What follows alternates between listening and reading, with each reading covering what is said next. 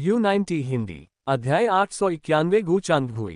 3 दिन पहले कियानिक्सुए राज्य सीमा के बाहर कैंगलांग पर्वत के दक्षिण में लुओपान माउंटेन रोड पर एक परिवार के 3 शिष्य मृत पाए गए। उनके स्टोरेज बैग चोरी हो गए। ताओवादी न्यायालय के अधिकारी ने पूछताछ की और घटनास्थल का निरीक्षण किया। ये तीनों शिष्य मूल स्थापना क्षेत्र में थे। दाव पर चर्चा के लिए एकत्रित होने के बाद वे लुओपान पर्वत मार्ग से अपने संप्रदाय में लौट रहे थे। जैसे ही वे कैंगलांग पर्वत के पास से गुजरे, किसी ने पीछे से आकर बिना किसी की नजर पड़े उनके पास आकर उनके सीने में तप्त जल विष से भरे खंजर से वार किया और एक एक करके उन्हें मार डाला। और अपनी मृत्यु तक उन्हें कुछ भी पता नहीं चला। पहाड़ पर ऊपर नीचे आने जाने वाले किसानों ने भी किसी संदिग्ध व्यक्ति को गुजरते नहीं देखा। यह अज्ञात है कि हत्यारा कौन है। इसके बाद एक नोट है। इन हत्याओं के लिए जिम्मेदार साधक चालाक, अत्यंत सतर्क और छिपाने की कला में अत्यधिक कुशल होना चाहिए। जो कोई भी इस इनाम को लेता है उसे अत्यधिक सावधानी बरतनी चाहिए। यह आता है। मुहुआ का उत्साह बढ़ गया। छिपाने की तकनीकें। लेकिन ये बिल्कुल वैसा नहीं था जैसा उसने सोचा था। उसने सोचा था कि चोरी के लिए छिपाने की तकनीक का इस्तेमाल किया जाता है, लेकिन उसने यह उम्मीद नहीं की थी कि कोई व्यक्ति इन तरीकों का इस्तेमाल करके चोरी छिपे हत्याएं कर सकता है, और वह भी इतनी क्रूरता से। मुहुआ ने तुरंत अपने ताइक्सु टोकन का उपयोग करके मुरो कयुन को एक व्यर्थ संदेश भेजा। बहन, क्या आप वहां हैं? एक क्षण बाद मुरो कयुन ने निराशा के साथ उत्तर दिया। क्या बात है, जरा बताओ। बहन, क्या आप फ्री हैं? कोई काम करना चाहती हैं? मुरो कयुन के जवाब देने से पहले ही मुहुआ ने जल्दी से कहा, मुझे एक अच्छा काम मिल गया है, क्या तुम इसे करना चाहोगे? अगर हाँ तो क्या तुम मुझे भी साथ ले जा सकते हो? मेरी अनुमतियां बहुत कम हैं, वे मुझे कई कार्य नहीं करने देंगे। मुरो कयुन ने संदेश भेजने से पहले एक क्षण के लिए हिचकिचाहट दिखाए। कौन सा काम? मुहुआ ने तुरंत डकैती और हत्या का एक विचित्र मामला की प्रविष्टि भेज दी। मुरो कयुन ने इसे काफी देर तक देखा, फिर भी उसे समझ नहीं आया कि इस अच्छे काम में ऐसा अच्छा क्या था। एक डकैती हत्या का मामला। तीनों की मृत्यु अज्ञात कारणों से हुई। यह अज्ञात था कि अपराधी कौन था, वे कैसे दिखते थे, उन्होंने कौन सी साधना तकनीक का प्रयोग किया था, क्या उनके कोई साथी थे, उनका कोई आपराधिक रिकॉर्ड था, तथा उनका साधना क्षेत्र क्या था, कुछ भी ज्ञात नहीं था। स्थिति के आधार पर केवल यह अनुमान लगाया जा सकता है कि वह व्यक्ति गुप्त तकनीक में अत्यधिक कुशल था। लेकिन ये सिर्फ अटकलें थीं। इसके अलावा कोई सुराग नहीं मिला। यहाँ तक कि उस व्यक्ति को ढूंढने में भी काफी समय लगेगा। बाद में उसका पता लगाने और उसे पकड़ने की तो बात ही छोड़ दीजिए, ये संभवतः काफी समय का निवेश होगा, लेकिन फिर भी खाली हाथ लौटना पड़ेगा। मुरो कयुन ने धीरे से मना करना चाहा, तभी उसने ताइक्सु टोकन में मुहुआ की बौछार देखी। बहन, बहन, बहन, कृपया इसे स्वीकार करें। वह लगभग देख सकती थी कि मुहुआ अपनी पिल्ला जैसी आंखों से आशा से भरा हुआ उसकी ओर उम्मीद भरी निगाहों से देख रहा है। मुरो कयुन मना नहीं कर सका। यहाँ तक कि उसे अपने छोटे भाई मुहुआ को निराश करने के विचार से भी अपराध बोध हुआ। मुरो कयुन ने आह भरी। खैर, इसे स्वीकार करना ही बेहतर होगा। इससे कोई फर्क नहीं पड़ता कि यह पूरा नहीं हो पाता, ये तो बस 2 दिन के अवकाश की बर्बादी है, ठीक वैसे ही जैसे पहले हुआ करता था जब सारे प्रयास व्यर्थ हो जाते थे। मुरो कयुन ने इस प्रकार सहमति व्यक्त की। ठीक है। मुहुआ बहुत खुश हुआ। धन्यवाद बहन। वरिष्ठ बहन मुरो वास्तव में एक अच्छी इंसान है। निश्चित रूप से मुरो कयुन ने छिपकर डकैती हत्या का इनाम स्वीकार कर लिया और फिर मुहुआ को निमंत्रण दिया। मुहुआ ने बिना देरी किए तुरंत सहमत हो गई। इस प्रकार छिपकर लूटने और हत्या के मामले की जांच का निपटारा हो गया। मुहुआ ने ताइक्सु टोकन से अपनी दिव्य इंद्री को बाहर निकाला और देखा कि चिंगमो और अन्य लोग उसे घूर रहे थे। क्या चल रहा है? मुहुआ को कुछ समझ नहीं आया। आप? सीटू जियान ने उत्सुकता से पूछा। आप ताइक्सु टोकन में क्या देख रहे थे? मुहुआ ने पलकें झपकाईं। अनुमतियां, इनाम, योग्यता अंक, ये एल्डर मास्टर जून द्वारा उसे दिए गए पिछले दरवाजे थे। उनके बारे में बात करना बिल्कुल सही नहीं होगा। इसके अलावा इनाम जारी करना, पाप साधकों का पीछा करना, खलनायकों का सफाया करना जैसे मामले अभी भी उनके लिए बहुत जल्दी थे। उन्हें परिवार द्वारा रोक दिया गया था क्योंकि वे अभी तक सांसारिक नहीं थे और ऐसे जोखिम उठाने में असमर्थ थे। लेकिन वह अलग था, वह जूनियर ब्रदर था। इस तरह के खतरनाक मामलों को उसके लिए छोड़ देना ही बेहतर था। मुंह हुआ ने जिम्मेदारी की भावना के साथ सिर हिलाया और फिर एक बहाना बनाया। मैं कक्षा की समय सारणी देख रहा था, सोच रहा था कि अगली कक्षाएं कौन सी हैं, हम कौन से मंत्र सीखेंगे। अन्य शिष्य सशंकित होकर महुआ को घूर रहे थे। उनके हाव भाव से ऐसा लग रहा था जैसे वे कह रहे हो, मैं तो केवल यही मानूंगा कि यदि सुआ उड़ सकते। उनके अविश्वास को देखकर महुआ के पास कहने के अलावा कोई विकल्प नहीं था। ठीक है, मैं सोच रहा था कि फॉर्मेशन क्लास के दौरान तुम्हें कितना होमवर्क दूं। तुरंत ही भीड़ आक्रोश से भर गई। किसी ने उस पर विश्वास नहीं किया। महुआ, क्या हम अभी भी दोस्त हो सकते हैं? मैं तुम्हें सलाह देता हूं कि तुम अपना ध्यान रखो। फॉर्मेशन में मेरी क्षमताओं का निर्णय मुझे ही करना है, मैं इसमें हस्तक्षेप न करने की सलाह देता हूं। संप्रदाय भाइयों के बीच सौहार्द को मत भूलना। चेंग मो, फॉर्मेशन डमी, लगभग आंसू भरे स्वर में बोला, भाई, मैं आपसे विनती करता हूं, बस इतना ही काफी है, मैं इतना होमवर्क पूरा नहीं कर सकता। मो हुआ ने अनिच्छा से कहा और आह भरी। अगर ऐसा है तो इसे भूल जाओ। चेंग मो के चेहरे पर एक चौड़ी मुस्कान फैल गई। उसने मो हुआ के कंधे को गले लगाया और जोर से कहा, वाह, अब से तुम मेरे भाई हो, मेरे असली भाई। अल्पविराम। 2 दिन बाद अवकाश के दिनों में सुरक्षित रहने के लिए महुआ ने एक अतिरिक्त दिन की छुट्टी मांगी, जिससे उसे कुल मिलाकर 3 दिन की छुट्टी मिल गई। कक्षाओं के बाद महुआ ताइक्सू गेट के द्वार से बाहर निकला और सभी से सामान्य स्थान पर मिला, ताइक्सू गेट के पहाड़ के तल पर बड़ी चट्टान पर। इस बार उनकी संख्या 5 थी। मुरो कईयुन, ओयांग फैंग, हुआ कियान और शांगुआनजू सभी उपस्थित थे। शांगुआनजू की चोटें ठीक हो गई थी और वह कार्रवाई के लिए तैयार था।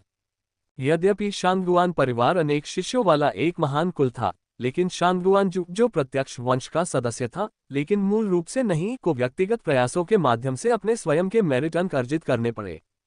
हुआ कियान सौ फूल घाटी में एक सच्चे संचरण बुजुर्ग की बेटी थी, जो बहुत प्यार करती थी और अनिवार्य रूप से उसे आंतरिक द्वार में प्रवेश करना था और सौ फूल घाटी की सच्ची शिक्षाएं प्राप्त करनी थी। हालांकि वह नहीं चाहती थी कि अन्य लोग उसकी गपशप करें और वह अपनी उपलब्धियों और योग्यता अंकों को अर्जित करके 100 फ्लावर वैली में इन गेट के सच्चे शिष्य के रूप में पदोन्नत होना चाहती थी। ये सभी जानकारियां महुआ ने सीनियर सिस्टर मुरोग से एकत्रित की थीं और फिर आसपास के शिष्यों के मामलों के साथ उन्हें जोड़ा था। सटीकता संभवतः बहुत दूर नहीं थी। किसी भी स्थिति में कियानिक्स्यू राज्य सीमा के भीतर बहुत सारे संप्रदाय के शिष्य थे जो योग्यता अंक अर्जित करना चाहते थे। शांगुआनजू, जो महुआ से काफी परिचित था, ने सिर हिलाया और मुस्कुराया। हुआ कियान भी मीठी मुस्कान के साथ मुस्कुराए। महुआ का अभिवादन करते हुए उसकी आंखें भर आईं। लेकिन महुआ को हमेशा लगता था कि यह सीनियर सिस्टर हुआ उसे बुरी नीयत से देखती थी। वह नहीं जानती थी कि हुआ उसके मन में क्या योजना बना रहा था। महुआ को अपनी ओर देखते देख हुआ कियान की आंखें और भी अधिक चमक उठी, जिससे एक असामान्य चमक प्रकट हुई। महुआ को थोड़ा खतरा महसूस हुआ और वह तुरंत सीनियर सिस्टर मुरोग के करीब पहुंच गई। मुरोग कईयुन हताश दिख रहे थे। सभी लोग एकत्र होने के बाद वे कैंगलांग पर्वत की ओर बढ़ने लगे। कैंगलांग पर्वत कियानिक्स्यू राज्य सीमा से अधिक दूर नहीं था और कियानिक्स्यू राज्य सीमा के प्रभारी ताओवादी न्यायालय, जो 5वीं श्रेणी का था, कैंगलांग पर्वत की सड़क के किनारे स्थित था। समूह को पहले अपनी पहचान की पुष्टि करने, इनाम स्वीकार करने तथा मृतक के बारे में सुरागों के बारे में पूछताछ करने के लिए ताओवादी न्यायालय में जाना था। घोड़ों की टापों की आवाज सुनाई दी और 1 घंटे से अधिक समय के बाद वे ताओवादी दरबार में पहुंचे। महुआ नीचे उतरा, ऊपर देखा तो एक बेहद भव्य दरबार हॉल दिखाई दिया। सोने के पंखों वाली छतरियों से घिरा ये टावर गरिमामय और भव्य था। ये पहाड़ों के बीच दबी एक विशाल सील की तरह था, जो पूरे कियानिक्स्यू राज्य की सीमा की रक्षा कर रहा था। इसके ऊपर 7 बड़े अक्षर थे, कियानिक्स्यू राज्य सीमा दाओवादी न्यायालय। ये कियानिक्स्यू राज्य सीमा 5वीं कक्षा दाओवादी न्यायालय था। महुआ को बहुत धक्का लगा। ऐसे भव्य और सादगीपूर्ण ताओवादी दरबार के सामने महुआ को ऐसा महसूस हुआ जैसे वह एक बड़े पहाड़ के नीचे एक छोटा सा पौधा हो, जो हवा में नाजुक हो। ओयांग फैंग ने महुआ के कंधे पर थपथपाते हुए गर्मजोशी से कहा, इस अधिकार में कुछ शेखी भी शामिल है। जब आप यहाँ कुछ बार और आएंगे तो आपको और अधिक समझ में आ जाएगा। महुआ अचंभित रह गया, फिर से ऊपर देखा और महसूस किया गठन। ओयांग फैंग थोड़ा हैरान हुआ, फिर वह हंसा। बिल्कुल, इस ताओवादी कोर्ट हॉल का निर्माण एक प्रवर्धित प्राधिकरण संरचना को शामिल करते हुए किया गया था। इसलिए इसे पहली बार देखने वाले लोग महत्वहीन महसूस करते हैं और यह भी महसूस करते हैं। ओयांग फेंग ने ऊपर इशारा किया और फुसफुसाया, ताओवादी न्यायालय का अधिकार विशाल और अक्षुण्ण है। तो यह ऐसा है। मो हुआ ने सिर हिलाया। इसमें शामिल चाल को जानने के बाद उसका विस्मय कुछ कम हो गया और फिर मुरो कयुन के अंदर जाने पर वह और भी निराश हो गई। ये ताओवादी न्यायालय बाहर से देखने पर सचमुच बहुत भव्य दिखता था, लेकिन अंदर से यह नौकरशाही से भरा हुआ था और क्षय की भावना से भरा हुआ था। और अधिकांश प्रवर्तन अधिकारियों और विभाग प्रमुखों के चेहरे सख्त थे और वे कठोरता से बात कर रहे थे तथा उनमें थोड़ी बहुत विनम्रता का भाव था। अप्रिय चेहरे, अप्रिय शब्द। यदि ये तीसरी या चौथी कक्षा का होता तो ये सहनीय होता, लेकिन कई द्वितीय श्रेणी के प्रवर्तन नेता भी आत्मा महत्वपूर्ण भाव रखते थे। कभी कभी ताओवादी दरबार में तीक्ष्ण दृष्टि और गहन साधना वाले साधक भी होते थे जो स्पष्ट रूप से दुर्जय थे, लेकिन वे बहुत कम थे और ताओवादी दरबार के समग्र वातावरण के साथ असंगत प्रतीत होते थे। मो हुआ कुछ पूछना चाहती थी, लेकिन ये देखते हुए कि दीवारों के कान होते हैं, विशेष रूप से 5वीं श्रेणी के ताओवादी दरबार में जहां कई महान साधक हैं, वे सुन सकते थे, उसने पूछने से परहेज किया। मुरो कयुन ने मार्ग दिखाया, उनकी पहचान सत्यापित की, इनाम स्वीकार किया और फिर कुछ स्क्रॉल एकत्र कर औपचारिकताएं पूरी की। वह एक कुलीन परिवार की पुत्र और ताइक्सू द्वार की शिष्या थी, जिसकी सुंदरता और प्रतिभा प्रभावशाली थी, इसलिए ताओवादी दरबार के साधक काफी विनम्र थे। सब कुछ बिना किसी विशेष ठंडे व्यवहार या कठिनाई के सुचारू रूप से चला गया। तो वे व्यक्ति का आकलन उसके रूप रंग से करते हैं। मो हुआ ने मन ही मन बुदबुदाया। जैसे ही वे जाने वाले थे, उन्हें एक प्रवर्तन नेता ने रोक लिया और कहा, रुको, पर्यवेक्षक भू के पास आपके लिए एक संदेश है। पर्यवेक्षक भू। मो हुआ चौंक गई, उसका दिल उछल पड़ा, क्या ये हो सकता है? कुछ देर बाद दूर से एक आदमी आया। मो हुआ ने नजर घुमाए और सोचा, जरूर वही है। उस व्यक्ति का चेहरा सुंदर था, उसने ताओवादी दरबारी पर्यवेक्षक की पोशाक पहन रखी थी, उसका व्यवहार बहुत अच्छा था, उसका व्यवहार बहुत अहंकारी नहीं था, लेकिन उसकी भौहों पर विद्रोही गर्व के निशान दिखाई दे रहे थे। ये गु चांगहुआई था, जो गु परिवार का एक युवा गुरु था, जिसके साथ महुआ की कई बार मुलाकात हुई थी। गु चांगहुआई ने शांत और समस्वर में बात की। वह शांत तो लग रहे थे, लेकिन साथ ही कुछ हद तक अहंकारी भी थे। यह मामला बहुत पेचीदा है, मैं नहीं चाहता था कि आप शिष्यगण इसे अपने ऊपर लें। मैंने ताओवादी दरबार को सूचित किया था और इस कार्य को हटा दिया था, लेकिन फिर पता चला कि आप पहले ही इसे स्वीकार कर चुके हैं। हर चीज के लिए नियम होते हैं, चूंकि आपने इसे ले लिया है, इसलिए कुछ भी करने की जरूरत नहीं है, लेकिन कुछ बातें हैं जो मैं आपको याद दिलाना चाहता हूँ। गु चांगहुआई खुद से बात करते हुए चल रहा था। उसने मुरो कयुन और अन्य लोगों की ओर मुश्किल से ही देखा, जब तक उसकी परिधीय दृष्टि ने मो हुआ को नहीं पकड़ लिया। गु चांगहुई स्पष्ट रूप से चौंका हुआ था। मो हुआ ने गु चांगहुआई को हल्के से पलके झपकाते हुए भी देखा, मानो ये पुष्टि कर रहा हो कि क्या उसने उस व्यक्ति को गलत समझा था। इतना मासूम और शिष्ट चेहरा, स्पष्ट गहरी आंखों की एक जोड़ी, पूरे कियानिक्स्यू राज्य सीमा में दूसरी मिलना असंभव है। वह गलत नहीं हो सकता था। एक क्षण की चुप्पी के बाद गु चांगहुआई ने धीरे से कहा, मो हुआ। हाँ, मो हुआ ने बार बार सिर हिलाया और विनम्रता से कहा, नमस्ते अंकल गु। मुरो कयुन आश्चर्यचकित दिखी और उसके बगल में बैठे प्रवर्तन नेता ने स्पष्ट रूप से यह उम्मीद नहीं की थी कि मो हुआ गु चांगहुआई को जानता होगा। गु चांगहुआई ने अपनी भावनाओं को नियंत्रित करने की कोशिश की, लेकिन फिर भी मो हुआ से पूछने से खुद को नहीं रोक सका। आप यहाँ पर क्या कर रहे हैं? हुआ ने मुरो कयुन की ओर इशारा करते हुए कहा, बहन और मैं इनाम लेने आए हैं।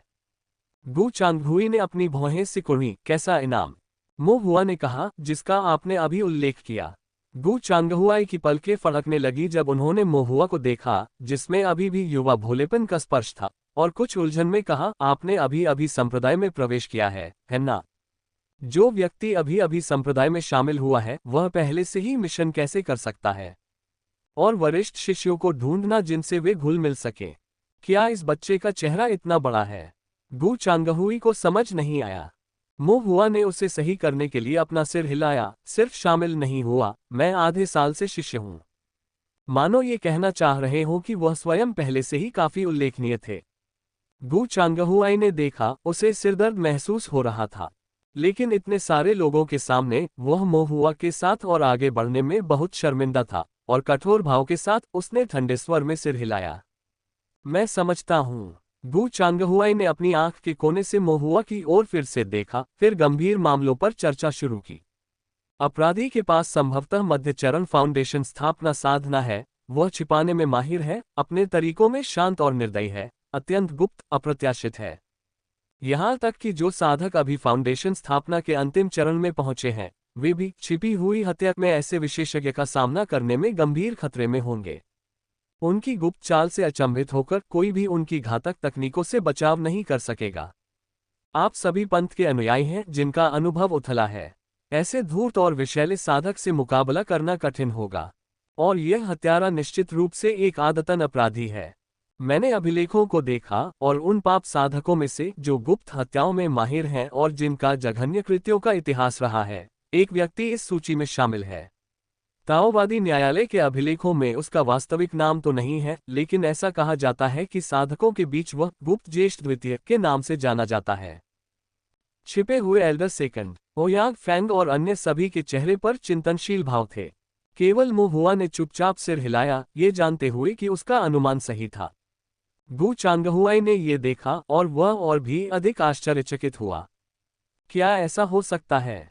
मोहुआ को पहले से ही पता था कि हत्यारा ये हिडन एल्डर सेकंड था। इस जानकारी को उजागर करने के लिए उन्हें स्वयं ताओवादी दरबार के गोपनीय अभिलेखों को खंगालना पड़ा। संप्रदाय के भीतर गहरे निवास करने वाले एक कनिष्ठ साधक मोहुआ को ये कैसे पता चल सकता था? ये बच्चा बहुत अजीब था। गु चांगहुई ने मोहुआ पर एक लंबी, सख्त नजर डाली।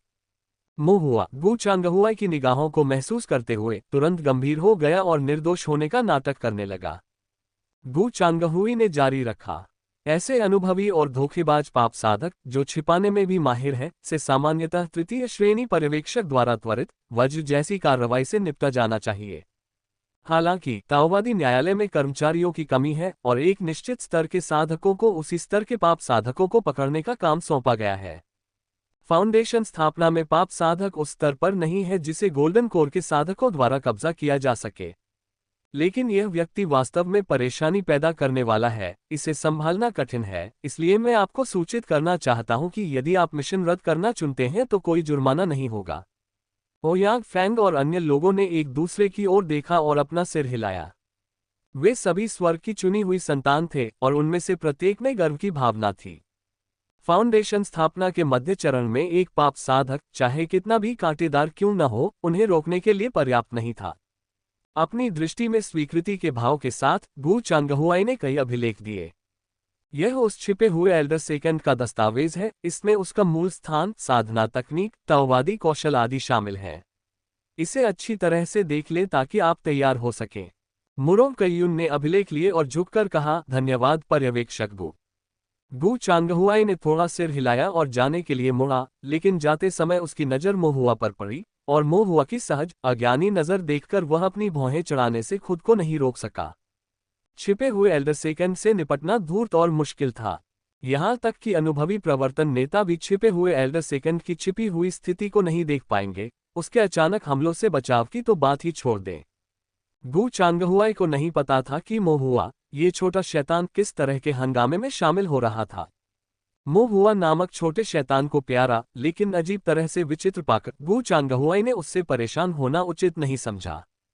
लेकिन कुछ सोचने के बाद, इस तथ्य पर विचार करते हुए कि मोहुआ ने यूएर को बचाया था और उसका चचेरा भाई उसकी बहुत देखभाल करता था, गु चांगहुआई ने धीरे से आह भरी और चेतावनी दी।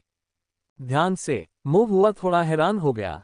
अन्य लोग तो और भी अधिक आश्चर्यचकित हुए, विशेष रूप से ताओवादी न्यायालय के प्रवर्तन नेता। उन्होंने कभी यह उम्मीद नहीं की थी कि हमेशा ठंडे और दूर रहने वाले पर्यवेक्षक गु वास्तव में किसी के बारे में चिंता करेंगे।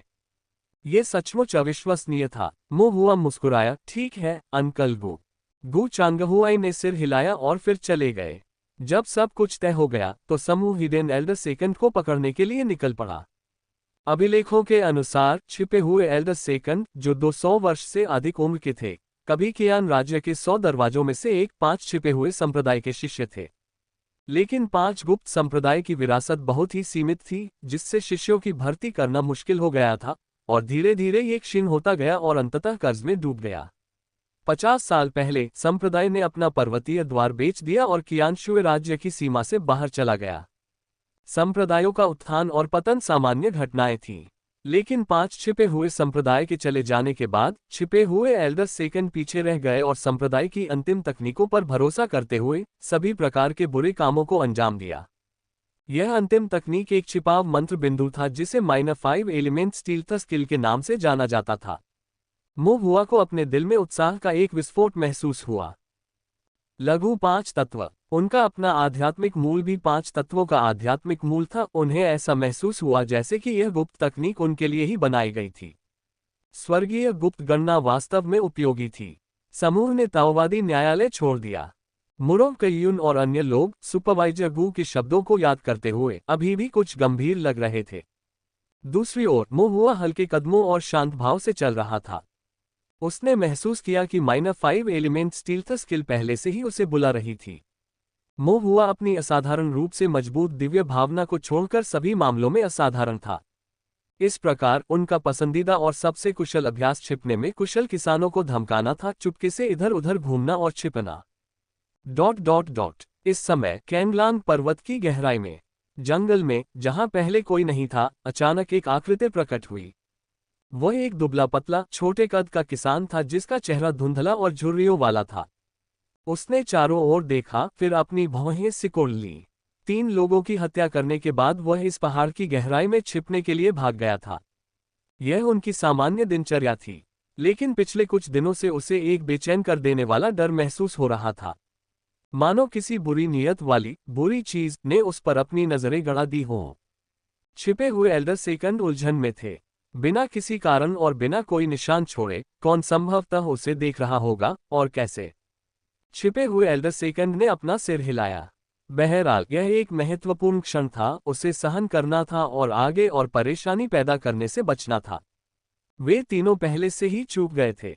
यदि और कोई गलती हुई तो श्रीमान तू निश्चित रूप से उसे मार डालेंगे, उसके अंग भंग कर देंगे और उसके टुकड़ों को ईश्वरीय भगवान के अर्धराक्षस दासों को बलि के रूप में अर्पित कर देंगे। छिपे हुए एल्डर सेकंड कांप उठे। उसे दूसरों की आंतें फाड़ने में आनंद आता था, लेकिन उन आधे मानव आधे राक्षस प्राणियों को खिलाने के लिए खुद की आंतें फाड़ने का विचार उसे पसंद नहीं आता था। कांगलांग पर्वत, लुओपान माउंटेन रोड। मुहुआ और कुछ अन्य लोग पहाड़ी रास्ते के किनारे एक ऊबड़ खाबड़ चट्टानी क्षेत्र में आ गए। यहीं पर परिवार के 3 शिष्यों की मृत्यु हुई थी। शवों को पहले ही एकत्र कर लिया गया था, लेकिन चट्टानों और वनस्पतियों के कुछ टुकड़ों पर अभी भी खून के हल्के निशान मौजूद थे। ये खून के धब्बे सघन थे, जो स्पष्ट रूप से दर्शाते थे कि पीड़ितों को न तो घबराहट हुई थी और न ही उन्होंने संघर्ष किया था। वे एक ही वार में तुरंत मारे गए थे और जब वे अकड़कर गिरे तो उनका खून बह गया था। इसके अलावा ताओवादी न्यायालय के अधिकारियों के अनुसार शिष्यों के शवों को मृत्यु के बाद रहस्यमय तरीके से नष्ट कर दिया गया था, जिससे उनकी मृत्यु विशेष रूप से भयानक हो गई। बेशक मुहुआ की नज़र में यह कोई असामान्य बात नहीं थी। वह एक राक्षस शिकारी था, बचपन से ही खूनी दृश्यों का आदी था। मुहुआ ने उत्सुकता से जमीन पर पड़े पत्थरों को देखा और उलझन भरी नजरों से इधर उधर देखा। मुरो कय्यून ने उलझन से पूछा, छोटे भाई क्या देख रहे हो? मुहुआ ने सोचा, मेरे अनुभव के अनुसार इस छिपे हुए एल्डर सेकंड ने निश्चित रूप से इन शिष्यों को मारने का फैसला यूं ही नहीं किया था। वह लंबे समय से उनका पीछा कर रहा था, इस सुनसान जगह पर पहुंचने तक इंतजार करता रहा, फिर अचानक हमला कर दिया और एक ही वार में उन्हें मार डाला। उन्हें मारने के बाद उसने उनके पेट फाड़ दिए। ये हिडन एल्डर सेकंड की आदत हो सकती है, या शायद वह कुछ छुपाने की कोशिश कर रहा था। मुहुआ ने अपनी ठुड्डी पकड़ी, उसके चेहरे पर बहुत ही पेशेवर भाव था। मुरो कय्यून और अन्य लोगों के चेहरे पर सूक्ष्म भाव थे। आपका अनुभव, छोटे भाई, क्या आप अक्सर इस तरह की बातें करते हैं? मुहुआ ने सिर हिलाया, फिर अचानक रुक गया और तुरंत अपना सिर हिलाया। मैं एक गंभीर साधक हूँ। हत्या और लूटपाट, मैं ऐसा कैसे कर सकता हूँ? मेरी निंदा मत करो, ठीक है? तो मुरो कय्यून ने इस पर अधिक जोर नहीं दिया, क्योंकि वह जानती थी कि उसका छोटा भाई बहुत शरारती है और कभी कभी षड्यंत्र रचता है, इसलिए उससे अधिक पूछना व्यर्थ होगा। क्या आप बता सकते हैं कि हिडन एल्डर सेकंड कहाँ गया? मुरो कय्यून ने सभी से पूछा। ओयांग फैंग ने अपनी दिव्य इंद्रिय से उस क्षेत्र को देखा और अपना सिर थोड़ा हिलाया। कुछ दिन बीत गए हैं, शेष आध्यात्मिक शक्ति क्षीण हो गई है, कुछ भी समझ नहीं आ रहा है। शांगुआनजू ने ये भी कहा, यह अभी भी पहाड़ है जहां पहाड़ी हवाएं, धुंध और विभिन्न ऊर्जाएं मिलती हैं, जिससे एक साधक की आध्यात्मिक शक्ति के निशान को पहचानना और भी कठिन हो जाता है। उस छिपे हुए बड़े दूसरे ने यहां हमला करने का निर्णय लेते समय संभवतः इन कारकों पर विचार किया होगा। मुरोंग कय्यून ने भौहें चढ़ाईं। इससे चीजें कठिन हो गईं और आगे कोई सुराग नहीं मिल सका। मो हुआ ने भी अपनी भौहें सिकोड़ लीं। उनकी दिव्य इंद्रिय ने भी अन्य सभी की तरह यही अनुभव किया। रक्त के धब्बों में धुंधली आध्यात्मिक शक्ति थी जो पर्वतीय धुंध और विभिन्न ऊर्जाओं के साथ मिलकर एक अव्यवस्थित अव्यवस्था उत्पन्न कर रही थी। मो हुआ की दिव्य अनुभूति तीव्र थी और वह इन ऊर्जाओं को स्पष्ट रूप से पहचान सकता था, लेकिन इससे कोई फायदा नहीं था। हिडन एल्डर सेकंड द्वारा छोड़े गए आध्यात्मिक शक्ति के निशान वास्तव में बहुत धुंधले थे। इस दर पर उन्हें कोई अंदाजा नहीं था कि हिडन एल्डर सेकंड कहां भाग गया होगा। निशान बहुत धुंधले हैं। अचानक मो हुआ का दिल धड़क उठा और उसने अनजाने में सेकेंडरी थंडर पैटर्न के बारे में सोचा। संसार में ऐसी चीजें हैं जो वास्तव में अस्तित्व में हैं, केवल तभी अदृश्य होती हैं जब साधक की दिव्य इंद्रिय पर्याप्त रूप से मजबूत नहीं होती। ठीक सेकेंडरी थंडर पैटर्न की तरह चुंबकीय प्रवाह में अंतर्निहित ये थंडर पैटर्न सूक्ष्म एवं अस्पष्ट हैं। साधारण साधक उन्हें पहचान नहीं सकते, लेकिन इसका मतलब यह नहीं कि वे अस्तित्व में नहीं हैं। इसी तरह सिर्फ इसलिए कि निशान धुंधले हैं, इसका मतलब यह नहीं है कि कोई सुराग नहीं है। दुनिया की सभी चीजें एक ही ऊर्जा से आती हैं। आध्यात्मिक शक्ति इन चीजों में से एक है। संरचनाओं में दुनिया की सभी चीजों के सिद्धांत समाहित हैं। तो यदि संरचनाओं की गणना की जा सकती है, तो क्या साधक की आध्यात्मिक शक्ति के पथों की भी गणना नहीं की जा सकती? मो हुआ के विचार बदल गए। उसने आध्यात्मिक शक्ति के उस धुंधले निशान को समझने के लिए गुप्त रूप से स्वर्गीय गुप्त गणना का उपयोग किया। लेकिन कुछ ही क्षणों बाद उसे कुछ भी समझ नहीं आया। आध्यात्मिक शक्ति अभी भी आध्यात्मिक शक्ति ही थी, कोई भी परिवर्तन नहीं। मो हुआ अविचलित था। उनका मानना था कि आध्यात्मिक शक्ति के भीतर कुछ रहस्य अवश्य होंगे जिन्हें कोई समझ नहीं सकता, इसलिए नहीं कि उनका अस्तित्व ही नहीं है, बल्कि इसलिए कि दिव्य इंद्रिय गणना शक्ति अपर्याप्त है। मो हुआ की पुतलियां थोड़ी काली पड़ गईं, क्योंकि उसने फिर से स्वर्गीय गुप्त ट्री की गणना शुरू की, जिससे उसकी स्वर्गीय गुप्त गणना बलपूर्वक बढ़ गई। 1 दर्जन सांसों के बाद मो हुआ स्पष्ट रूप से सदमे में था। उन्होंने पाया कि छिपे हुए एल्डर सेकंड द्वारा छोड़ी गई आध्यात्मिक शक्ति के निशान में अजीब परिवर्तन होने लगे। उस मूर्त आध्यात्मिक शक्ति ने अकथनीय भ्रामक पैटर्न उत्पन्न करना शुरू कर दिया। ये पैटर्न कर्म श्रृंखलाओं की तरह एक दूसरे से जुड़े हुए हैं। यूएर को लुभाने वाले उन भयावह दुर्स्वप्नों की तरह शून्य से निकलते हुए वे विचित्र विकृत राक्षस और आत्माएं, जो कर्म बंधनों से बंधी हुई थीं, उल्लेखनीय रूप से समान दिखाई दी। अंतर यह था कि राक्षसों की कर्म जंजीरें भूरे काले, भयावह और गंदी थीं। मो हुआ ने अब जो कर्म चिन्ह देखे वे हल्के नीले रंग के थे, जिनमें चक्रीय रूप से जुड़ते हुए बारीक जटिल पैटर्न थे। मो हुआ अपने दिल में स्तब्ध था। क्या ये सचमुच हो सकता है? वास्तविक स्वर्गीय गुप्त गणना। स्वर्गीय गुप्त गणना, स्वर्ग के नीचे सभी चीजों की गणना, दुनिया के अंतिम सिद्धांतों को भेदना। महान दाव की प्रकट संरचनाओं से शुरू होकर फिर संरचनाओं की आवश्यक आध्यात्मिक शक्ति तक, सभी चीजों और आकाश के नीचे की हर चीज के आध्यात्मिक सार को फैलाते हुए, और यहां तक कि दुनिया के सभी लोगों और वस्तुओं के कर्म भाग्य तक, अंततः स्वर्गीय रहस्य की गणना, स्वर्गीय दाव को समझना। क्या ये स्वर्गीय गुप्त गणना हो सकती है? एक क्षण के लिए मो हुआ को आध्यात्मिक रूप से प्रबुद्ध महसूस हुआ। उसके विचार अचानक स्पष्ट हो गए तथा उसे स्वर्गीय रहस्य की कुछ अंतर्दृष्टि प्राप्त हुई। लेकिन ये बस एक पल की बात थी। जैसे जैसे उसकी दिव्य अनुभूति क्षीण होती गई, अंतर्दृष्टि का वह अंश धीरे धीरे क्षीण होता गया और दिव्य अनुभूति की उसकी अनुभूति में वे स्वर्गीय गुप्त पैटर्न और कर्म के निशान भी फीके पड़ गए। अच्छा नहीं है। मो हुआ का दिल ठंडा पड़ गया। उसने जल्दी से उस पल का फायदा उठाया और छिपे हुए बड़े दूसरे की आध्यात्मिक शक्ति का अनुमान लगाना जारी रखा। छिपे हुए एल्डर सेकंड की शेष आध्यात्मिक शक्ति धीरे धीरे कर्म से अलग हो गई। अतिव्यापी पैटर्न एक साथ चक्रित हो गए, क्यूई के एक धागे में बदल गए, आध्यात्मिक शक्ति से उठे, फिर एक मार्गदर्शक पथ की तरह ये दूरी की ओर बढ़ गया। हुआ का उत्साह बढ़ गया और उसने पश्चिम की ओर कैंगलान पर्वत की ओर निर्णायक रूप से इशारा करते हुए कहा। वह पहाड़ में भाग गया। सभी लोग चौंक गए। सीनियर सिस्टर मुरोग ने मो हुआ को हैरान चेहरे से देखा और पूछा, तुम्हें कैसे पता? मो हुआ ने एक पल सोचा और एक कारण बनाते हुए गंभीरता से कहा, अगर मैं हत्यारा होता तो मैं भी उसी तरफ भागता। उद्धरण चिन्ह डॉट डॉट डॉट उद्धरण चिन्ह। हर कोई कुछ देर के लिए बोल नहीं पा रहा था। ओयांग फैंग ने हंसते हुए धीरे से कहा, ठीक है, तो फिर हम इस छोटे हत्यारे की बात सुनेंगे और जाकर इसकी जांच करेंगे। वरिष्ठ बहन मुरोग ने असहाय होकर कहा, यही एकमात्र चीज है जो हम कर सकते हैं। चूंकि अभी तक कोई अन्य सुराग नहीं था, इसलिए उन्हें महुआ के सुझाव का पालन करना चाहिए और पश्चिम में कैंगलांग पर्वत की जांच करनी चाहिए। इसके अलावा उसे ये भी महसूस हुआ कि उसके छोटे भाई को ऐसे अकथनीय मामलों में गहरी समझ थी।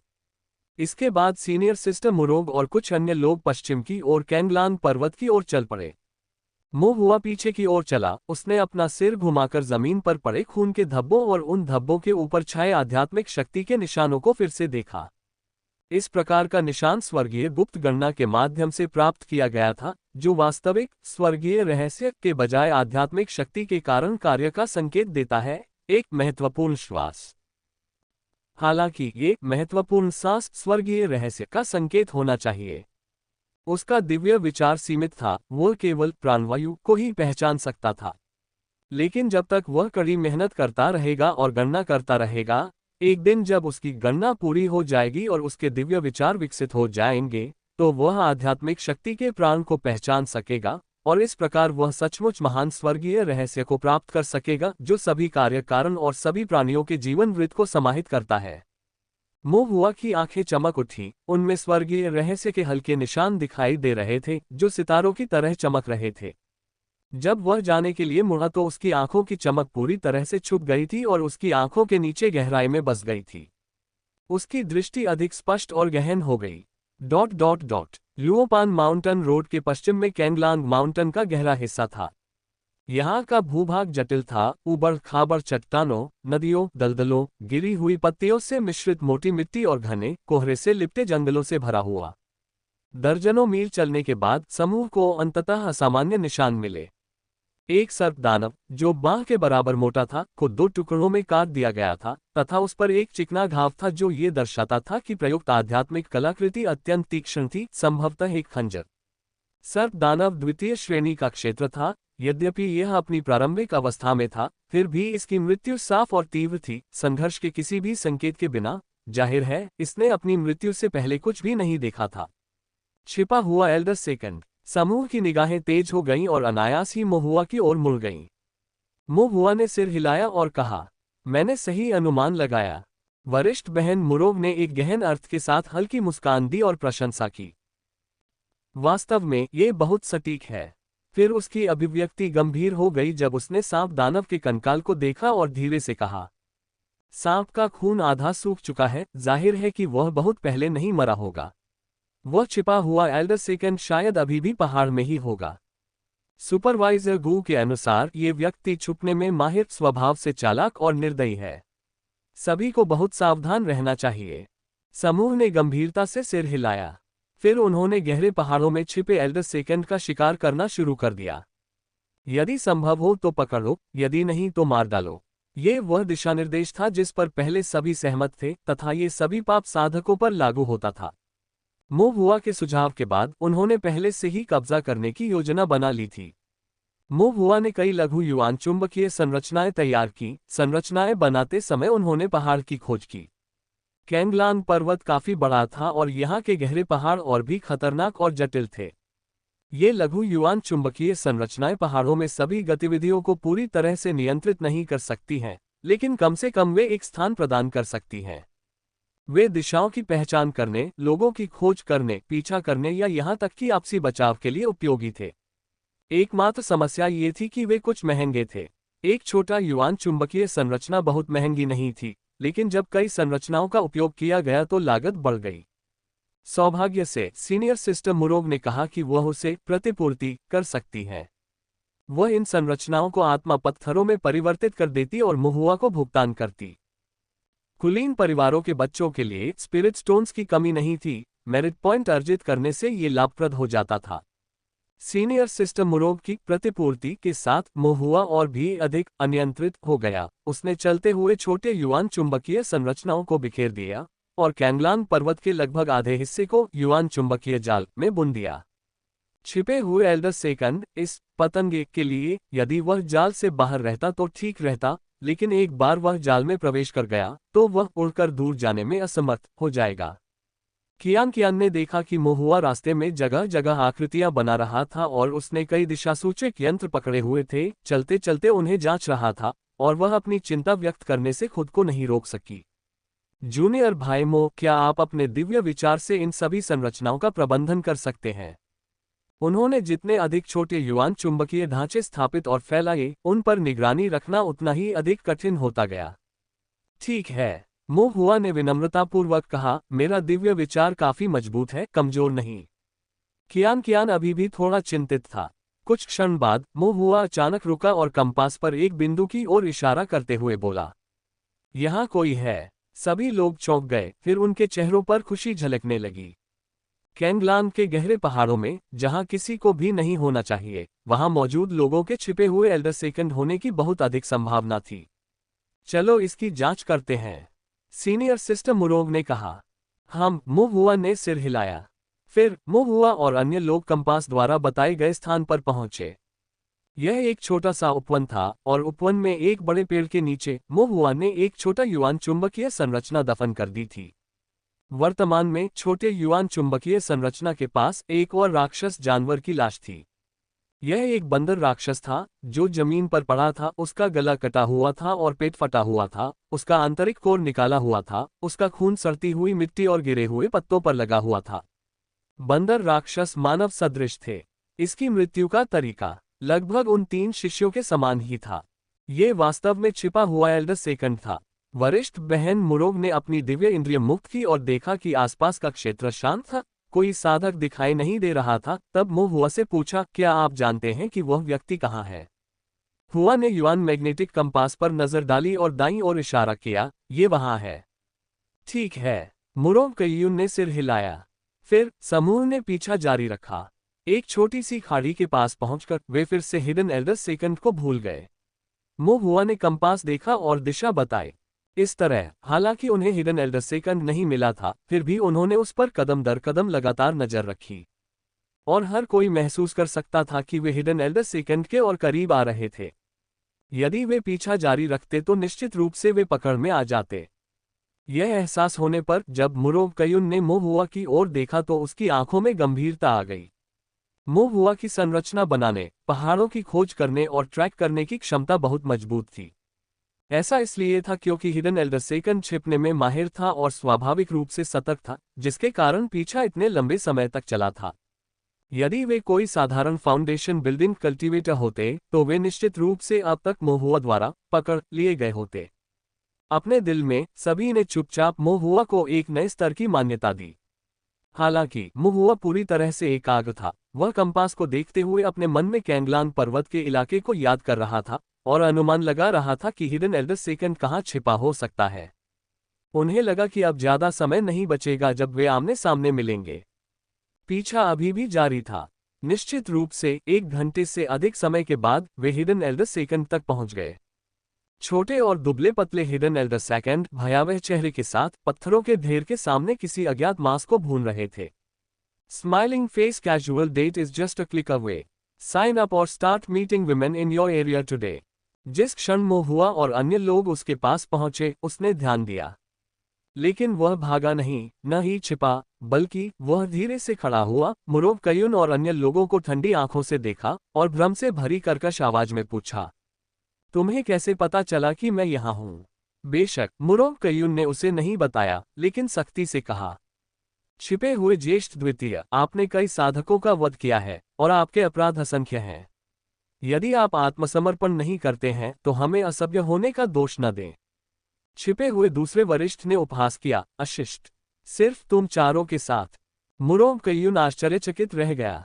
4 उसने चारों ओर देखा और महसूस किया कि मोहुआ ने किसी समय अपनी गुप्त तकनीक का प्रयोग किया था और चुपचाप बिना किसी निशान के गायब हो गया था। अतः हिडन एल्डर सेकंड ने उनमें से केवल 4 को ही देखा था। वास्तव में चतुर, मुरोग कयुन ने मन ही मन सोचा और फिर अपनी आंखों में एक ठंडी नजर के साथ जोर से घोषणा की, हम 4 लोग ही काफी हैं। छिपे हुए बुजुर्ग ने उपहास किया, भुने हुए मांस का एक टुकड़ा काटा, उसे मुंह में डाला और जोर जोर से चबाया। फिर तिरस्कार से बोला, अपने आप को जरूरत से ज्यादा आंकते हो, समझे? शायद अगले जन्म में। ऐसा कहकर वह सबके सामने से पूरी तरह गायब हो गया। जैसे ही उसका आंकड़ा फीका पड़ गया, मुरो कयुन ने पहले से ही एक मंत्र बना लिया था और 5 रंग की आत्मा प्रकाश आगे बढ़ी। लेकिन जब आत्मा प्रकाश जमीन से टकराया और चट्टानों को तोड़ दिया तो छिपे हुए बड़े दूसरे का कोई निशान नहीं था। ओयांग फैंग और शांगुआन जू भी हमले में शामिल हुए लेकिन खाली हाथ रहे। छिपे हुए एल्डर सेकंड ने किसी का ध्यान न जाने के लिए माइनर 5 एलिमेंट स्टील्थ स्किल का उपयोग किया था। मुरो कयुन ने भौहें चढ़ाईं। तभी उसने अपने कान के पास एक हल्की स्पष्ट आवाज सुनी, बहन, दाहिनी ओर, नाले के पास। मुरो कयुन ने आवाज का पीछा किया और नाले के पास लहराती पानी की धारा में एक धुंधले पदचिह्न को देखा। उसने तुरंत अपना पतला हाथ आगे बढ़ाया और उस पर प्रकाश की एक किरण चमक उठी। छिपे हुए एल्डर सेकंड ने प्रकाश को अवरुद्ध करने के लिए एक खंजर का इस्तेमाल किया, लेकिन ऐसा करते समय उसने अनजाने में अपनी आकृति प्रकट कर दी, जिससे वह उलझन में लग रहा था। मुरो कयुन की आंखें तेज हो गईं जब उसने आदेश दिया, उसका पीछा करो। ओयांग फैंग और अन्य लोगों ने सिर हिलाया और अपनी चालन तकनीक सक्रिय कर दी तथा हिडन एल्डर सेकंड का पीछा करने लगे। ये देखकर हिडन एल्डर सेकंड ने केवल उपहास किया और फिर से गायब हो गया। मुरो कयुन जब पीछा कर रही थी तभी हिडन एल्डर सेकंड का रूप गायब हो गया, उसे रुकना पड़ा। तभी उसने मोहुआ को ये कहते सुना, वह झाड़ियों में है। ओयांग फैंग और अन्य लोगों ने भी यह सुना। उन्होंने एक दूसरे को आश्चर्य से भरी हुई नजरों से देखा और फिर एक दूसरे को सिर हिलाकर संकेत दिया कि वे छिपे हुए बड़े दूसरे का पीछा करना जारी रखें। छिपे हुए एल्डर सेकंड ने झाड़ियों में छलांग लगाई, नाले को पार किया, एक चट्टान पर चढ़ गया और फिर एक उजाड़ जंगल में पहुंच गया। वह छिपकर एक बड़े पेड़ पर चढ़ गया। उसकी निगाहें उस रास्ते पर लगी हुई थी जिस पर वह गया था। उसकी भौहें गहरी सिकुड़ी हुई थीं। क्या आप उन्हें दूर नहीं कर सके? क्या हो रहा था? साधना के वर्षों के संदर्भ में ये संप्रदाय के शिष्य केवल 20 वर्ष की आयु के थे। वे स्पष्ट रूप से उसकी गुप्तता को भेद नहीं सकते थे, तो फिर वे हमेशा उसे पकड़ने में सक्षम क्यों थे?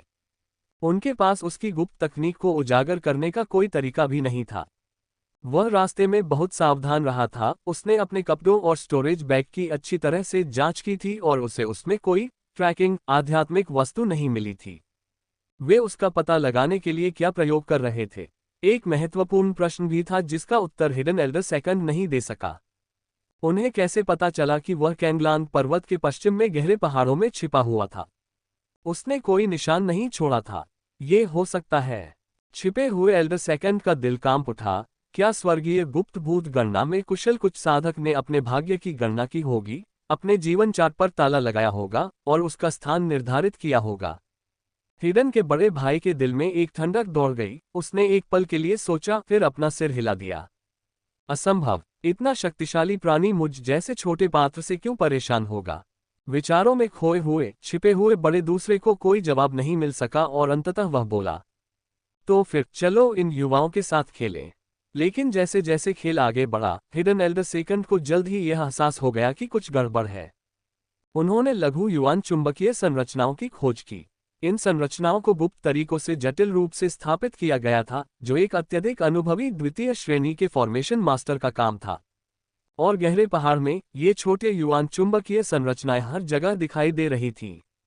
विस्मय में हिडन एल्डर सेकंड को ऐसा महसूस हुआ जैसे वह एक पक्षी था और कैंगलांग पर्वत एक विशाल जाल था। पर्दे के पीछे एक अदृश्य और अमूर्त लेकिन सतर्क और दुर्भावनापूर्ण सत्ता थी, जो इस जाल को कदम दर कदम कसना चाहती थी ताकि उसे एक पक्षी की तरह पकड़ सके। वह इन युवाओं के साथ नहीं खेल रहा था, लेकिन यह वह स्वयं था जिसे उनके द्वारा खेल दिया गया था। अंदर बढ़ते क्रोध से छिपे हुए एल्डर सेकंड का चेहरा काला पड़ गया।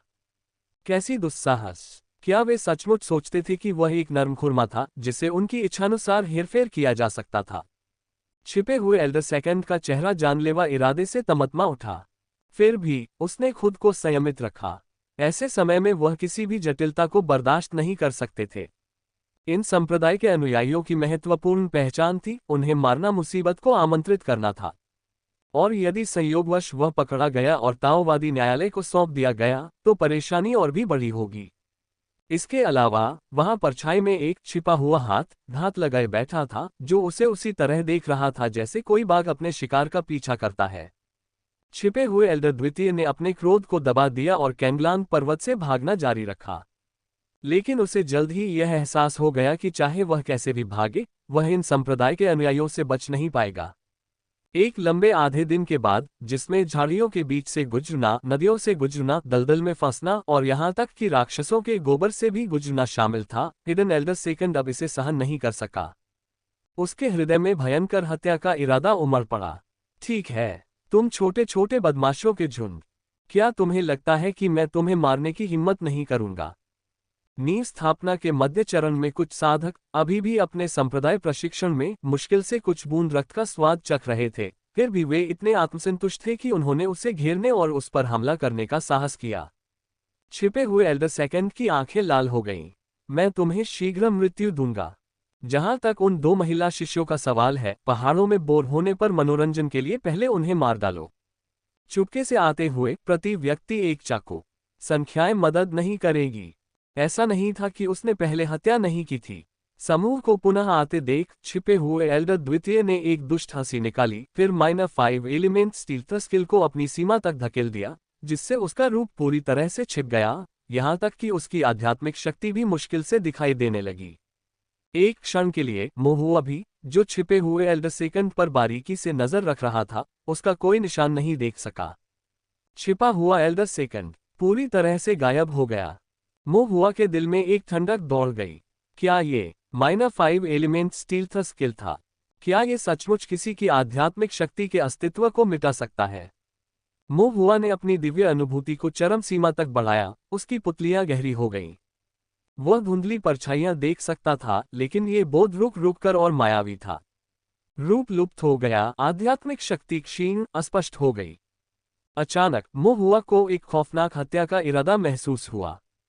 उसका दिल धड़क उठा और वह तुरंत चिल्लाया, वरिष्ठ बहन मुरोंग, आपके पीछे। मुरोंग कयुन, जो जंगल में छिपे हुए एल्डर सेकंड की सावधानीपूर्वक खोज कर रही थी, पीली पड़ गई और तनावग्रस्त हो गई, तथा उसने अपने हाथ में पकड़े हुए एक रून को सही समय पर कुचल दिया। स्वर्ण घंटी रून। एक हल्की सुनहरी रोशनी ने उसके चारों ओर एक सुरक्षात्मक घंटी बना दी। उसी समय एक तेज खंजर, जिसमें जल विष लगा हुआ था, अचानक प्रकट हुआ और मुरोंग कयुन की गर्दन पर वार करने लगा।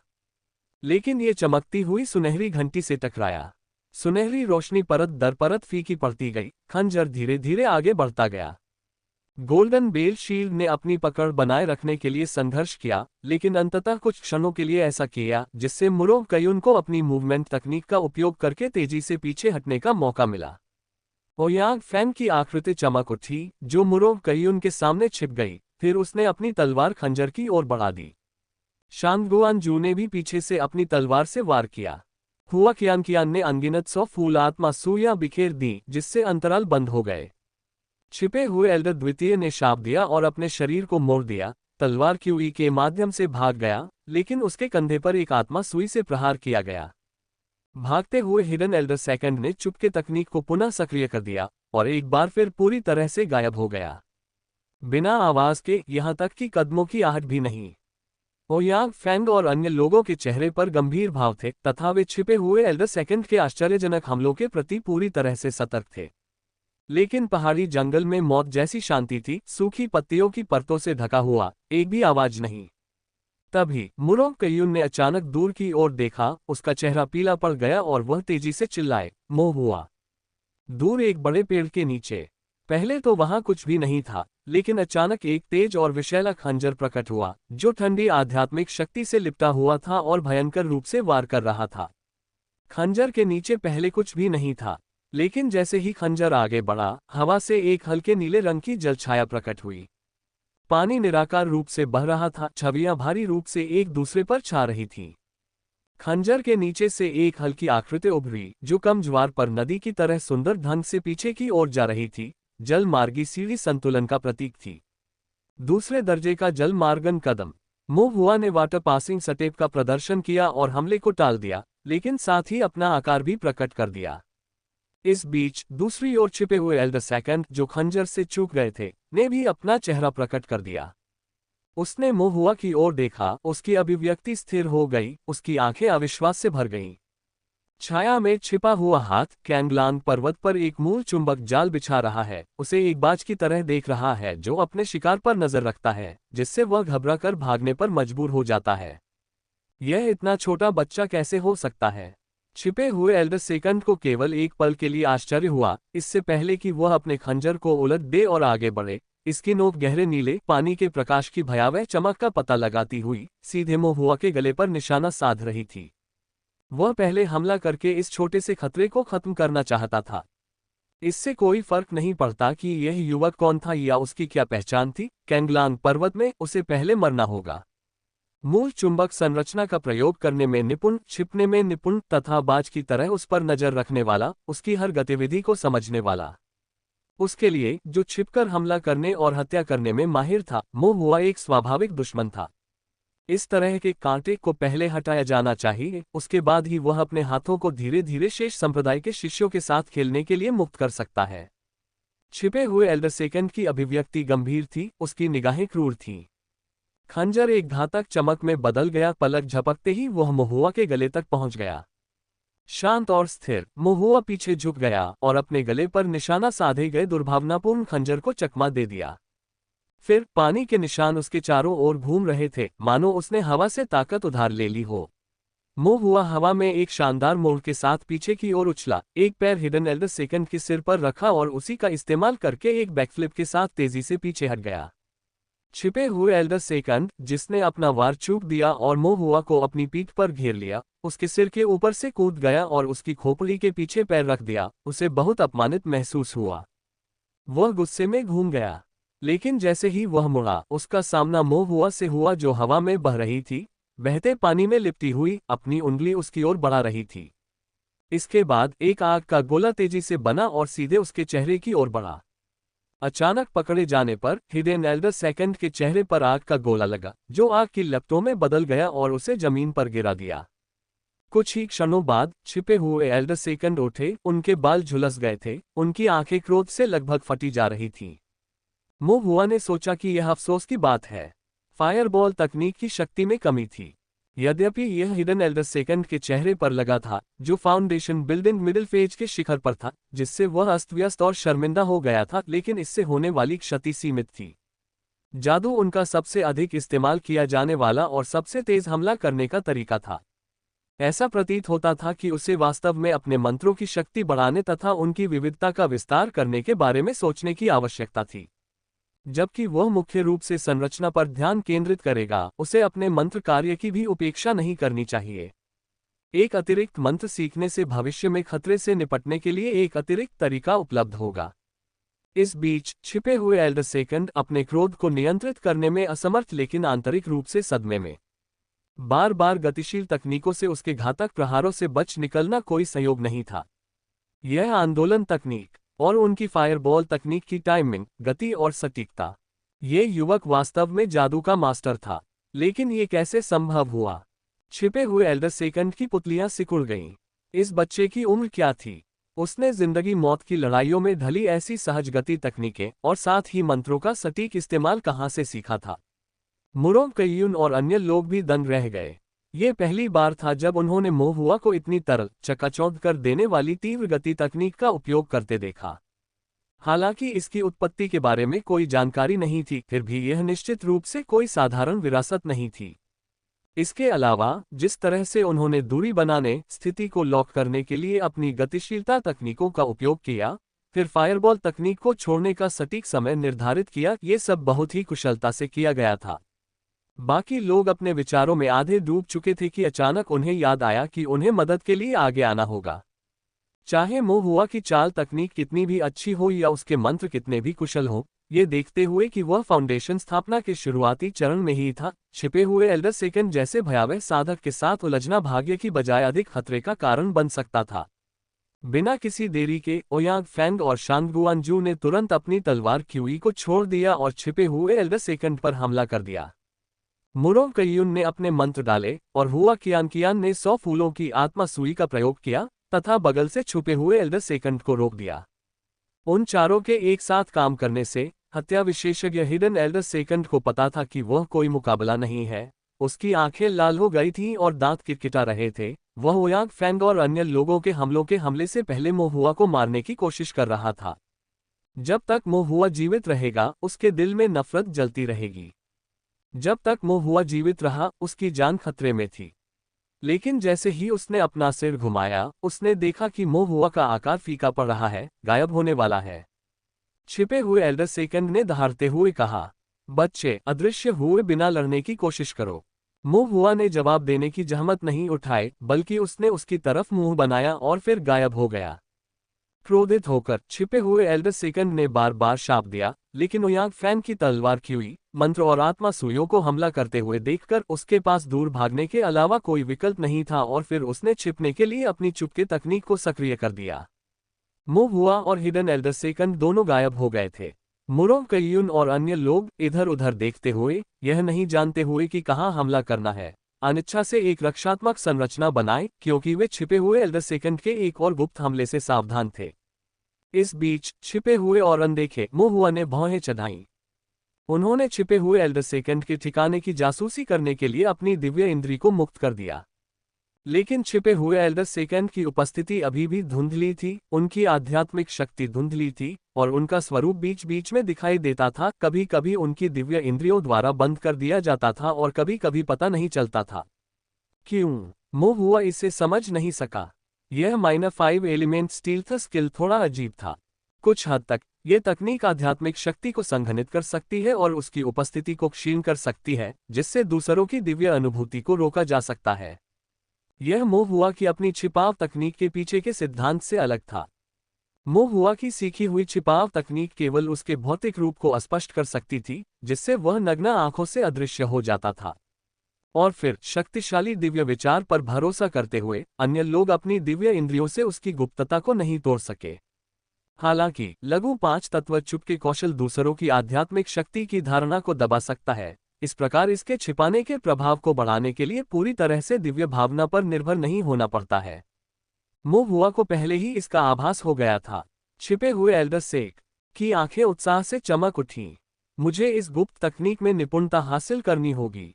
यदि वह इसे स्वयं सीख सकता तो वह चुपके से आगे बढ़ सकता था, किसी के पीछे आ सकता था, उसके सिर के पीछे आग का गोला दबा सकता था और उन्हें पता भी नहीं चलता। मोहुआ ने ध्यान केंद्रित किया, अपनी दिव्य इंद्रियों को पूरी तरह से बढ़ाया और जंगल को आगे पीछे देखा और छिपे हुए एल्डर सेकंड को पूरी तरह से पकड़ने की कोशिश की। अचानक मोहुआ की अभिव्यक्ति बदल गई और वह बहते पानी की तरह अपने मूल स्थान को छोड़कर आगे बढ़ गया। मोहुआ के जाते ही एक खंजर खाली जमीन में धंस गया।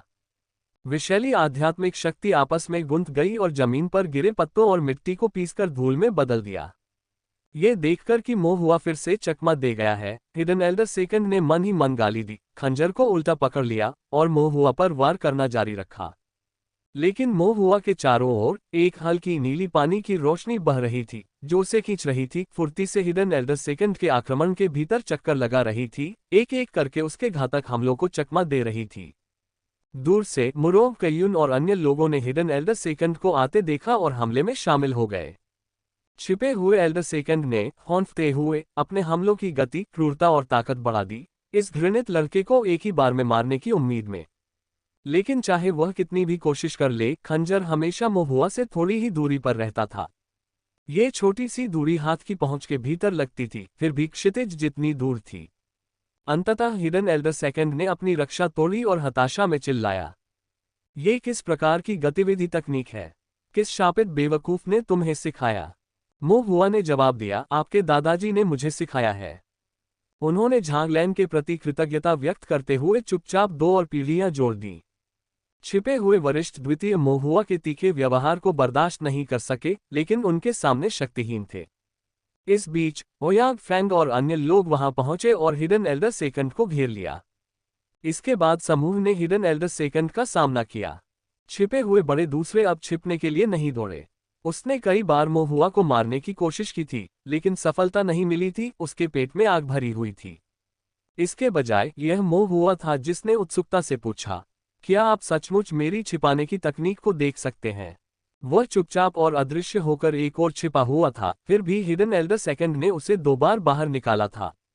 इससे पहले उसे कभी ऐसा सामना नहीं करना पड़ा था। छिपे हुए दूसरे बुजुर्ग ने व्यंग्य किया, युवा बदमाश मेरे सामने अपनी छिपाने की तकनीक का उपयोग करने की हिम्मत करके कुल्हाड़ी बनाने वाले के दरवाजे पर कुल्हाड़ी दिखाने की कोशिश कर रहा है। छिपे हुए बड़े दूसरे ने एक उपहासपूर्ण अभिव्यक्ति धारण की। मुंह हुआ उदार मन का, इसे दिल पर नहीं लिया और अपनी आंखें झपकाईं, जांच की।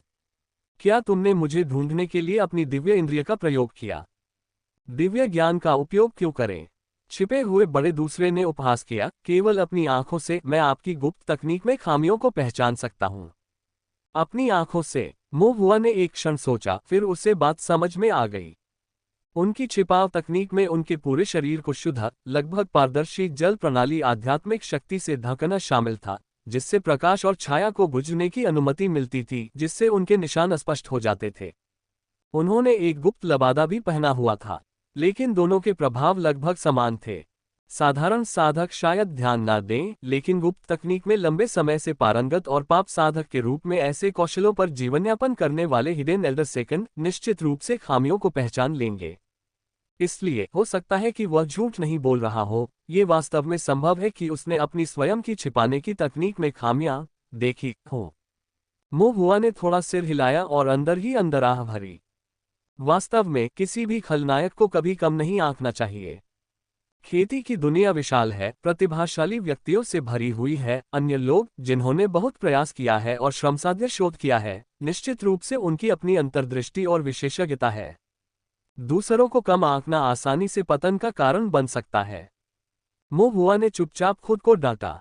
मुंह हुआ की गंभीर अभिव्यक्ति को देखकर हिडन एल्डर सेकंड को संभवतः अपनी शक्ति का एहसास हो गया और उसके भयावह चेहरे पर आत्मसंतुष्टि की छाया छा गई। लेकिन इससे पहले कि वह अपनी विजय का अधिक देर तक आनंद ले पाता, उसका चेहरा काला पड़ गया और उसे एक भयावह बात का एहसास हुआ। इस बदमाश ने अपनी ही छिपी हुई बात कैसे देख ली? ये देखना नहीं बल्कि संवेदन करना था। एक संक्षिप्त आदान प्रदान के बाद हिडन एल्डर सेकंड को पता चला कि भले ही उसने अपने पूरे -5 एलिमेंट स्टील्थ स्किल का इस्तेमाल किया हो, फिर भी कुछ निशान मुंह हुआ द्वारा महसूस किए जा सकते थे। अन्यथा वो उसकी हत्या की चालों से बच नहीं पाता। लेकिन उन्होंने इसे कैसे समझा? हिडन के वरिष्ठतम अधिकारी की नज़र में हालांकि मुंह हुआ का छिपाव का प्रयोग कुशल था, लेकिन विरासत अत्यंत अपरिष्कृत थी और यहां तक कि अपूर्ण भी लगती थी। उथली विरासत का अर्थ था कि वह अपनी आंखों से अपने गुप्तचर की खामियों को पहचानने के लिए अनुभव पर भरोसा नहीं कर सकता था। आध्यात्मिक कलाकृति। उन्होंने आध्यात्मिक कलाकृति का उपयोग करने का कोई संकेत नहीं दिखाया। फिर एकमात्र अन्य संभावना, दिव्य अनुभूति। लेकिन दिव्य अनुभूति? छिपे हुए बड़े दूसरे को यह बेतुका लगा। क्या यह हो सकता है कि उसने बच्चे की छिपी हुई बातों को कुशलता से देख लिया हो, जबकि बच्चे ने अपनी दिव्य बुद्धि से ही सब कुछ समझ लिया था? यह असंभव था। छिपे हुए दूसरे वरिष्ठ ने उपहास किया, फिर करीब से देखने पर उसने देखा कि सामने वाले लड़के की पुतली बहुत गहरी हो गई है, जिसमें कालेपन का आभास हो रहा है। इसके साथ ही एक ठंडी, भयानक किंतु अविश्वसनीय रूप से दृढ़ दिव्य भावना जंजीरों की तरह चुपचाप उसके चारों ओर लिपट गई।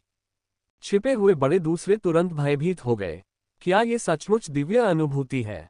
अपने आप को इस भयानक दिव्य भावना से बंद होते देख हिडन एल्डर सेकंड ने बिजली की गति से एक रूण निकाला और उसे तुरंत कुचल दिया।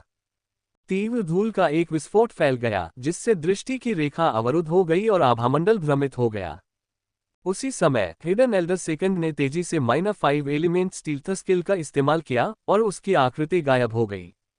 लेकिन उसने पहले ही बहुत कुछ बोल दिया था, जिससे मुंह हुआ को अपनी दिव्य इंद्रिय को नियंत्रित करने के लिए पर्याप्त समय मिल गया। इसलिए भले ही वह छिपने की शक्ति का उपयोग करके गायब हो गया था, मुंह हुआ की दिव्य इंद्रिय अभी भी स्पष्ट रूप से उसका पता लगा सकती थी। छिपे हुए बड़े दूसरे को जल्द ही एहसास हुआ कि उसका दुष्स्वप्न शुरू हो गया था।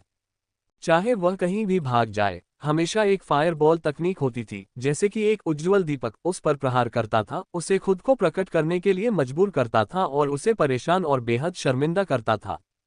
जल्दी ही मुरोंग कयुन और अन्य लोगों को ये बात समझ में आ गई। जहां भी फायरबॉल तकनीक का निर्देश दिया जाता, वे हमला कर देते। छिपे हुए बड़े दूसरे का चेहरा मौत की तरह पीला पड़ गया। हत्या में कुशल साधक एक बार जब उसकी छिपाव तकनीक तोड़ दी जाती है, तो वह उस व्यक्ति की तरह होता है जिसने अपने पैर खो दिए हों, लगभग बेकार। उसने मुक्त होने की पूरी कोशिश की, लेकिन मोह हुआ कि दिव्य भावना का एक धागा अविनाशी और अटूट था, जो उसके चारों ओर कसकर लिपटा हुआ था, जिसे छुड़ाना असंभव था, चाहे वह कुछ भी करे। अरे भूत प्रेत देख रहे हो? छिपे हुए एल्डर सेकंड ने अब तक जीवन जिया था, अनगिनत लड़ाइयां लड़ी थीं, लेकिन कभी भी ऐसे विचित्र और भयानक दिव्य ज्ञान वाले साधक का सामना नहीं किया था। इसके अलावा दिव्य भावना का ये धागा उसे और अधिक मजबूती से बांध रहा था तथा उसे और अधिक सुरक्षित रूप से जकड़ रहा था, जैसे कोई शिकारी बाज अपने पंजे फैलाकर उसके मांस में मजबूती से गड़ रहा हो, केवल उसकी जान लेने की प्रतीक्षा में। ये बच्चा न केवल दिव्य ज्ञान में शक्तिशाली था, बल्कि उसकी दिव्य ज्ञान उसकी अपनी दिव्य ज्ञान से भी अधिक शक्तिशाली था। छिपे हुए बड़े दूसरे की पीठ पसीने से भीग गई। उसे ऐसा महसूस हुआ जैसे उसकी गर्दन के पीछे सिर्फ 3 इंच की दूरी पर एक तेज तलवार लटक रही हो, जिसकी ठंडी चमक हड्डियों तक पहुंच रही हो और जो किसी भी क्षण गिरने वाली हो। जीवन और मृत्यु के कगार पर छिपे हुए बुजुर्ग ने अपनी क्षमता को जागृत किया और पूरी ताकत से कई राउंड तक भागता रहा। हर बार वह महुआ के आग के गोले, तलवार क्यूई और मंत्रों के बीच के अंतराल से बाल बाल बच निकलने में कामयाब रहा। छिपे हुए बड़े दूसरे को राहत महसूस हुई, शायद अगर यह जारी रहा तो उसे जीने का मौका मिल सकता है। लेकिन तभी वह चौंक गया, उसे लगा कि कुछ गड़बड़ है। उस बच्चे की दिव्य बुद्धि ने उसे पूरी तरह से जकड़ लिया था। तार्किक रूप से कहें तो उसकी जान खतरे में होनी चाहिए थी, फिर भी वह इतने लंबे समय तक भागता क्यों रहा?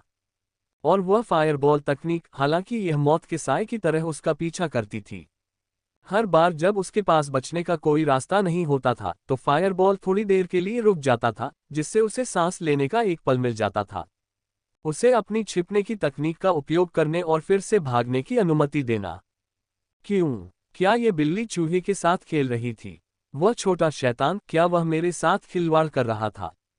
छिपे हुए बुजुर्ग की नजरें जहरीली हो गईं और पीछे मुड़कर उसने महुआ की एक झलक परिधीय दृष्टि से देखी। महुआ एकाग्रचित, लगातार उसे देखता हुआ, उसकी नजरें गहरी, मानो किसी चीज को भेद रही हो। मर्मज्ञ। छिपे हुए बुजुर्ग दूसरे व्यक्ति को पहले तो आश्चर्य हुआ, फिर वह गहराई से हिल गया। मर्मज्ञ, ये छोटा शैतान, क्या वह मेरी चुपके तकनीक सीख रहा था? उस पर ध्यान केंद्रित करने के लिए दिव्य इंद्रिय का प्रयोग किया गया तथा उस पर दबाव डालने के लिए अग्निगोला तकनीक का प्रयोग किया गया, जिससे वह अपने जीवन भर के गुप्त तकनीक के ज्ञान का प्रदर्शन करने तथा उसके सामने से भागने के लिए बाध्य हो गया। तो वह बेशर्मी से तकनीक चुरा सकता था। अपमानजनक। छिपे हुए बड़े दूसरे को झटका लगा और वह क्रोधित हो गए, जबकि अंदर ही अंदर वह बहुत डरे हुए भी थे। बिल्कुल नहीं, मुझे उसे यह सीखने नहीं देना चाहिए, न ही उसे मंत्र के रहस्यों की झलक दिखाने देना चाहिए। Minor 5 element stealth skill 5 hidden gate की अंतिम तकनीक थी। सिद्धांततः इसे चोरी से सीखना इतना सरल नहीं था, न ही इसे समझना इतना आसान था। लेकिन इस बच्चे के साथ कुछ बहुत गलत था। छिपे हुए बड़े दूसरे ने जुआ खेलने की हिम्मत नहीं की।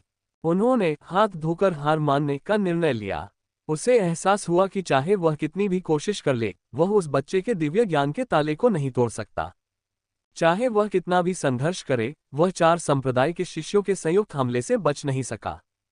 कोशिश जारी रखने पर वह उस छोटे शैतान को अपनी वर्षों की गुप्त तकनीक की अंतर्दृष्टि को चुराने की अनुमति भी दे सकता है। विरासत को खोना नहीं चाहिए। यदि लघु पंचतत्वों के गुप्त कौशल के रहस्य लीक हो गए, तो वह अपना आधार ही खो देगा और क्यानेक्स्यू राज्य की सीमा के पाताल लोक में दृढ़ता से खड़ा नहीं रह सकेगा। छिपे हुए बड़े दूसरे ने उसके दिल को मजबूत किया। ऐसी स्थिति में हार मान लेना ही बेहतर होगा। उसकी हरकतें तुरंत और भी ज्यादा निष्क्रिय हो गईं।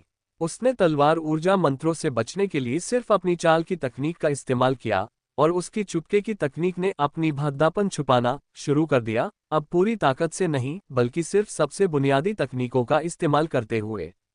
आखिरकार सबसे सरल तरीके से निष्पादित की गई गुप्त तकनीक भी उन 4 संप्रदाय शिष्यों द्वारा नहीं सुलझाई जा सकेगी। और चाहे उसने माइनर 5 एलिमेंट स्टील्थ स्किल का उपयोग करने की कितनी भी कोशिश की हो, वह उसे उस बच्चे से छिपा नहीं सका। नतीजा वही रहा। महुआ ने आह भरी। ये छिपा हुआ बड़ा दूसरा, जिसमें कोई महत्वाकांक्षा नहीं थी, कोई जीने की इच्छा नहीं थी, बहुत निराशाजनक था। उसने सही अनुमान लगाया था, महुआ वास्तव में पीछे हट रहा था, और उसने स्वयं हिडन एल्डर सेकंड को ये दिखाने के लिए मजबूर किया कि कैसे चुपके तकनीक का उपयोग किया जाए और दुश्मन से निपटा जाए। मृत्यु से बचने के लिए आड़ का उपयोग कैसे करें तथा छिपकर हमला करने के लिए आड़ का उपयोग कैसे करें। माइनर 5 एलिमेंट स्टील्थ स्किल में क्या रहस्य छिपे थे? कुछ देर देखने के बाद मोहुआ ने कई गुप्त तकनीकें सीखीं जिससे उसे बहुत लाभ हुआ। उन्होंने माइनर 5 एलिमेंट स्टील्थ स्किल के सिद्धांतों को भी कुछ हद तक समझा। लघु 5 तत्व चुपके कोर 5 तत्वों में था। इस गुप्त तकनीक की कुंजी वास्तव में अपनी आध्यात्मिक शक्ति को छिपाना नहीं थी, बल्कि स्वर्ग और पृथ्वी के बीच सभी चीजों में निहित 5 तत्वों क्यूई का उपयोग करके अपनी आध्यात्मिक शक्ति आभा को ढकना था। पौधों के पास जाएं तथा ढकने के लिए 5 तत्वों की लकड़ी क्यूई का उपयोग करें। पानी के पास जाओ, अपने आप को छिपाने के लिए 5 तत्वों के जल क्यूई का उपयोग करें। इसी प्रकार मिट्टी, गोल्डस्टोन, आग और ऐसी अन्य चीजों से निकटता माइनर 5 एलिमेंट स्टील्थ स्किल के स्टील्थ प्रभाव को बढ़ा सकती है। यदि आसपास कोई पंचतत्व पदार्थ न होता तो इस गुप्त तकनीक का प्रभाव सामान्य गुप्त तकनीक से शायद ही भिन्न होता। लेकिन एक बार 5 तत्वों के निकट पहुंचकर दुनिया की सांसों के साथ विलीन होकर स्वयं को छिपाने के लिए सभी चीजों का उपयोग करना, ये 5 तत्व चुपके कौशल असाधारण रूप से शक्तिशाली होगा। यही कारण है कि इससे पहले उनकी अपनी दिव्य इंद्रियों द्वारा छिपे हुए बड़े दूसरे की धारणा अस्पष्ट और रुक रुक कर हुई थी। 5 तत्वों के निकट उनकी गुप्तता मजबूत थी।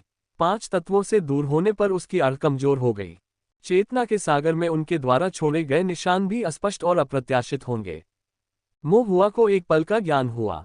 शुरुआत में वह निरीक्षण जारी रखना चाहता था और अपनी गुप्त तकनीक के स्तर को बेहतर बनाने के लिए छिपे हुए एल्डर सेकंड को एक व्यावहारिक मामले के रूप में इस्तेमाल करना चाहता था। लेकिन हिडन एल्डर सेकंड को पता चल गया था। प्रयोगशाला चूहे ने हार मान ली थी और मोहुआ इसके बारे में कुछ नहीं कर सकता था। तो अब त्वरित समाधान का समय आ गया है।